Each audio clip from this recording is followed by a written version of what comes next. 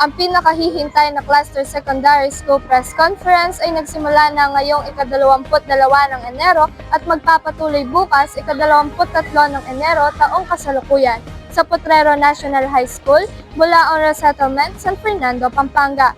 Masasaksiyan sa unang araw ng kompetisyon ang mga campus journalists na nanggaling sa iba't ibang paaralan sa buong Cluster 4 na handa ng makipagtagisan ng potensyal sa pagsulat at pagpapahayag.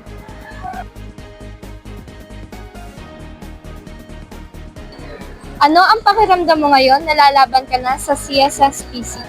Kinakabahan po sa laban as a first-time campus journalist, pero confident po kasi masusuklian na po yung pagod namin sa pag-ensayo, pati po ng mga coaches namin.